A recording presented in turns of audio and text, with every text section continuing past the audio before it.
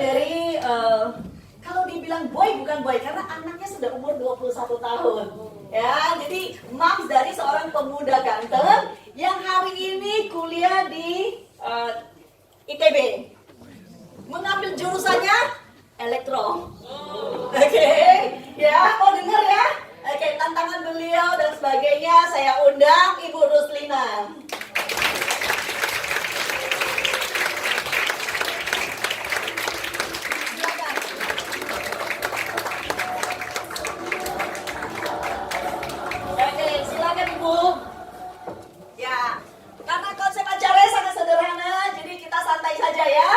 Silakan dinyalakan. Kita mau belajar nih dari beliau, terutama di dalam, atau kita lihat dulu foto dari anaknya yang ganteng, ya. Oke, Theo. Ya, Theo hari ini anak kos, ya, menarik. Ya, ini Theo waktu kecil ya. Theo waktu kecil dan terapi-terapi yang dijalankan tidak terlalu banyak. Foto-fotonya, oke. Tapi kita bisa melihat next. Oke, ada lagi foto berikutnya. Oke, ini Theo hari ini, saat ini, ganteng kan? Oke, ada foto keluarganya. Oke, ya, cukup ya. Foto keluarganya ada mamanya di sini. Oke, nah sekarang Ibu Ruslina bisa cerita sedikit mengenai kondisi tantangan yang dihadapi saat Theo dari kecil, terus bagaimana kalian menghadapinya dan akhirnya prosesnya sampai hari ini ada perubahan-perubahan signifikan yang terjadi sama Theo. Bisa diceritakan, di-sharingkan kepada teman-teman di sini. Selamat siang semua Bapak.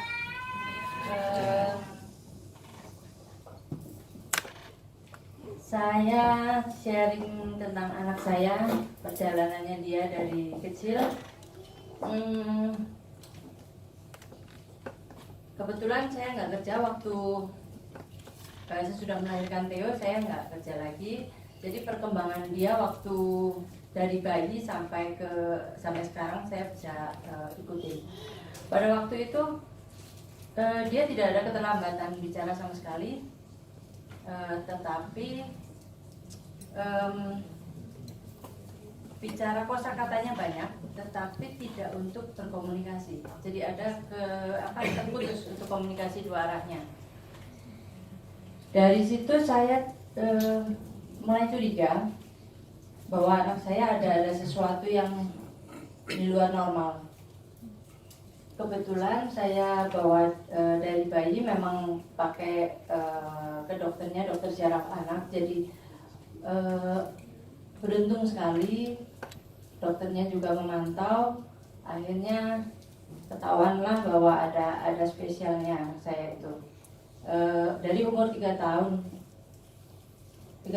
ya, dia udah mulai diterapi, terapi sensori, integrasi dan lain-lain, selain terapi bicara waktu itu, akademik dan lain-lain. Memang anak saya untuk akademiknya dia tidak ada masalah, tetapi terputus di komunikasi dan sosialnya. Sampai dia sekolah banyak perjuangan yang saya harus hadapi karena anak saya pasti perilakunya lain. Kebetulan dia sekolah di sekolah reguler yang setiap tahapannya pasti penuh dengan perjuangan untuk menghadapi guru-gurunya, teman-temannya. Tapi ya itulah pasti saya merasa beruntung, bersyukur banget dia bisa melalui itu semua sampai akhirnya dia kuliah. Dia didampingi psikolog sampai SMP.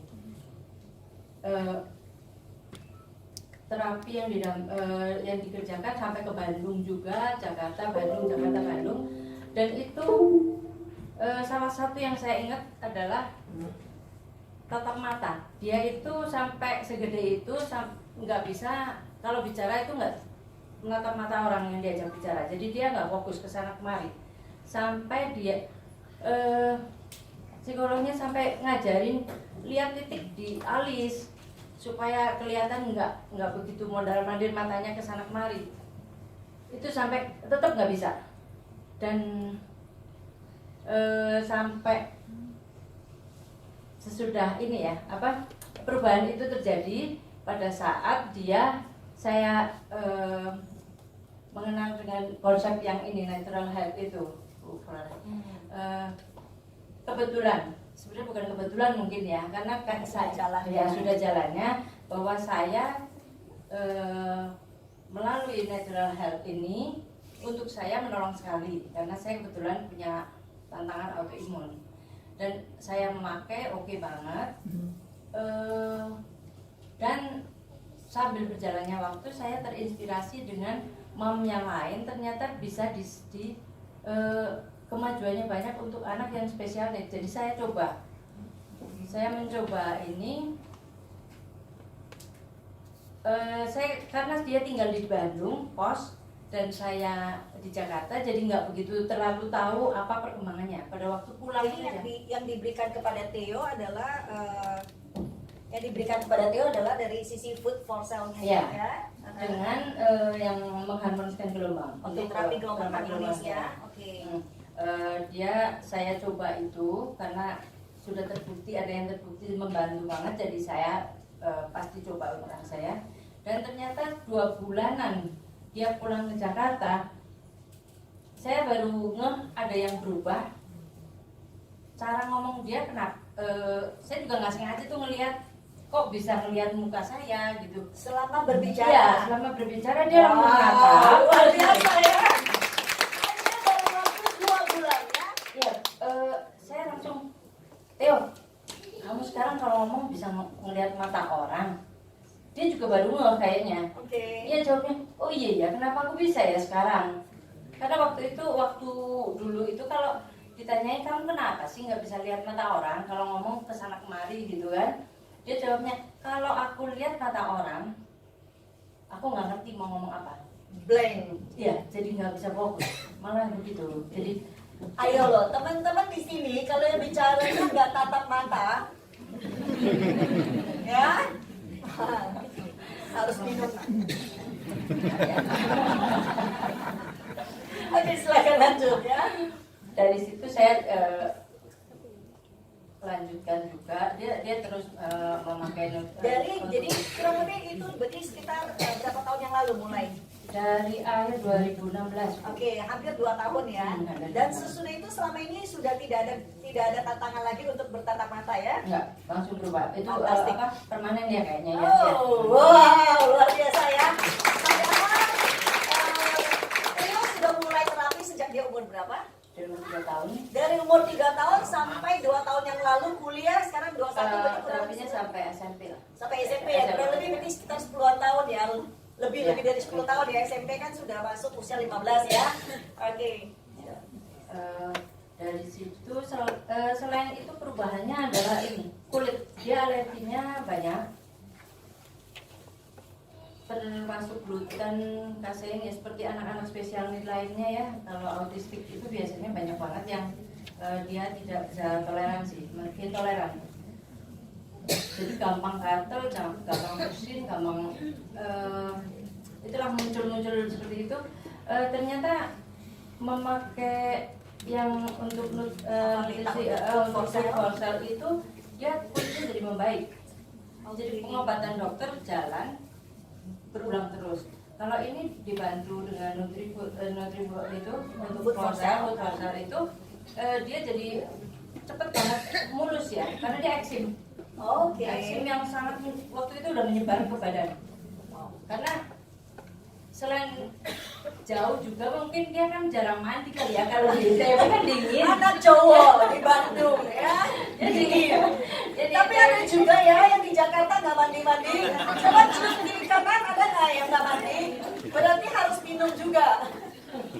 Jadi dari situ kemajuan untuk kulitnya bagus. Sama terakhir ini kemarin Agustus sesudah libur panjang ini saya kirim kasur biomagnet dan ternyata saya nggak tahu kok lucu banget kan, dia kalau ditelepon dia itu kalau nggak sesuai dengan maunya dia gitu, pasti emosinya masih tinggi gitu.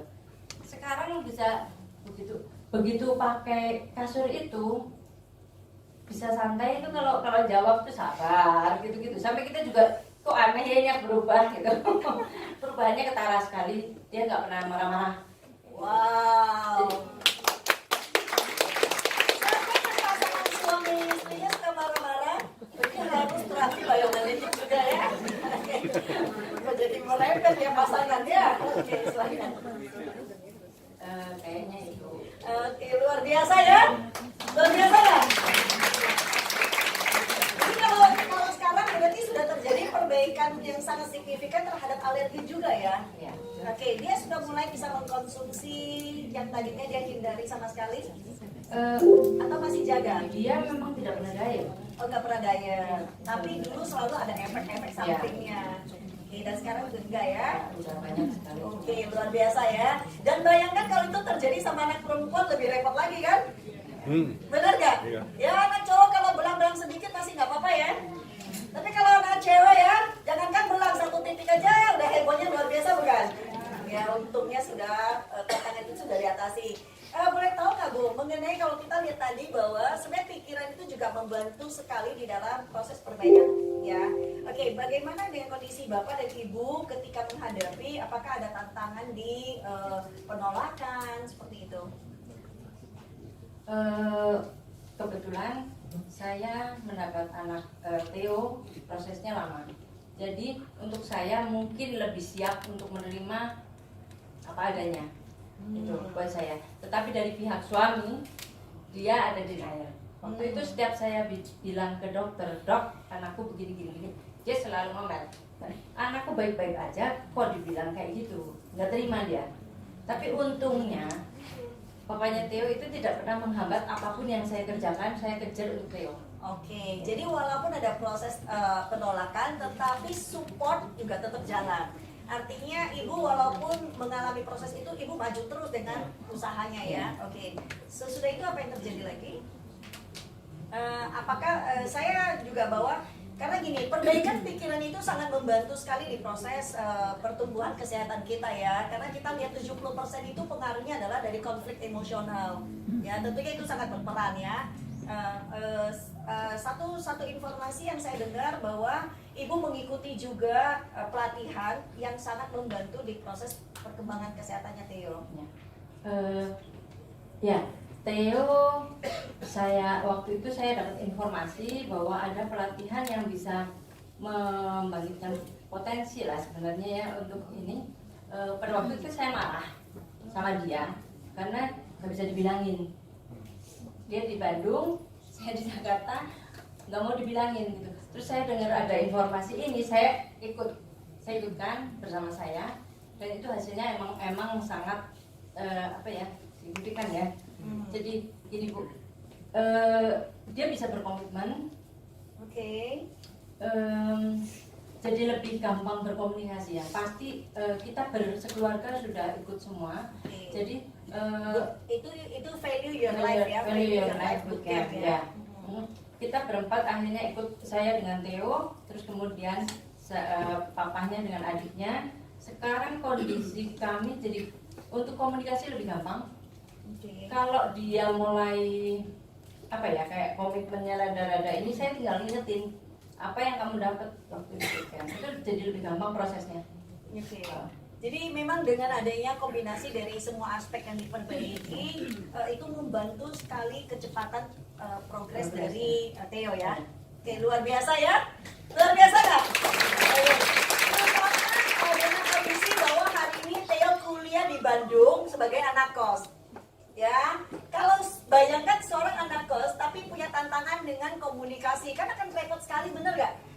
Ya, kalau di rumah mungkin masih sedikit diprotek ya. Tapi kalau misalnya anak kos 24 jam terpaksa harus hidup bersosialisasi dengan orang-orang di sekitarnya. Ya, dan luar biasa. Terima kasih Ibu untuk sharing, dan kita akan